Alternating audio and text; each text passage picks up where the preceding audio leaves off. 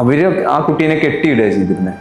അമ്മയ്ക്ക് ഒന്ന് ടോയ്ലറ്റ് പോകണമെങ്കിൽ നമുക്ക് ആ സ്റ്റേജ് ഒന്ന് മാറിയിട്ട് ആ കുട്ടീനെ മാനേജ് ചെയ്യാൻ പറ്റണം. അവർക്ക് അതിനെ കെട്ടിയിടുക, അല്ലെങ്കിൽ അതിനെ കൊണ്ട് ഈ അമ്മയുടെയും അച്ഛൻ്റെയും ജീവിതം ബുദ്ധിമുട്ടിലാവുന്ന രീതിയിൽ നിന്ന് മാറിയിട്ട് അതിനെ പിടിച്ച് നടക്കാം. ഇപ്പൊ ആ കുട്ടീനെ പിടിച്ച് ടോയ്ലറ്റ് കൊണ്ടുപോകാം, ആ കുട്ടി സ്വന്തമായി ടോയ്ലറ്റ് പോയിക്കോളും, ചുമര് പിടിച്ച് നടന്ന് പോയിക്കോളും ടോയ്ലറ്റില്. ഫാമിലിനെ സംബന്ധിച്ച് ആ ഫാമിലിയുടെ മൊത്തം ലൈഫിന്റെ ക്വാളിറ്റി വർദ്ധിപ്പിക്കാൻ സഹായകരമായിട്ടുണ്ട്.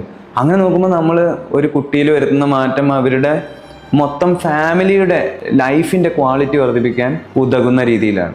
ഡ്യൂക്കൻസ് മസ്കുലർ ഡിസ്ട്രോഫി എന്നൊക്കെ പറഞ്ഞിട്ട് അതൊക്കെ വളരെ ഡെഡ്ലി ആണ്. ഒരു 10-16 വയസ്സിൽ മരണം നടക്കും. അല്ലെങ്കിൽ അതിന് കൃത്യമായി എഴുതി വെച്ച, ഇപ്പൊ 5 വയസ്സിൽ ആ കുട്ടിക്ക് കാലെടുത്ത് ഒരു മുകളിലേക്ക് കയറ്റി വെക്കാൻ ബുദ്ധിമുട്ട് തുടങ്ങുന്നു.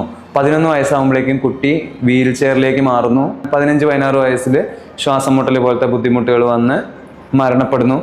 ഒരു 10-22 വയസ്സ് വരെയൊക്കെ വേണമെങ്കിൽ എക്സ്റ്റെൻഡ് ചെയ്യാം. അങ്ങനത്തെ ഒരു രീതിയിലുള്ള രോഗങ്ങളിലൊക്കെയും നമ്മൾ നിർബന്ധം പിടിക്കുന്നത് നമുക്ക് 11 വയസ്സിൽ വീൽ ചെയറിൽ നിന്ന് എഴുതി വെച്ചിട്ടുണ്ടെങ്കിൽ അത് സംഭവിക്കാതെ ആ കുട്ടിയെ ഹെൽത്തി ആയിട്ട് ഇപ്പൊ നമ്മുടെ അടുത്ത് കിട്ടിയ സ്റ്റാറ്റസിൽ ആ കുട്ടീനെ നിലനിർത്തുക എന്നുള്ളതിലേക്കാണ് ഫോക്കസ് ചെയ്ത് വർക്ക് ചെയ്യുന്നുണ്ടാവുക. എന്തിന് ചികിത്സിക്കണം? ഇതിന് ചികിത്സിക്കണം. അവരുടെ ലൈഫിന്റെ ക്വാളിറ്റി വർദ്ധിപ്പിക്കാൻ വേണ്ടിയിട്ട് ചികിത്സിക്കണം. അല്ലാതെ വേറെ ബാക്കിയുള്ള ഉദ്ദേശങ്ങളൊക്കെ രണ്ടാമതാണ് ഇതിൽ.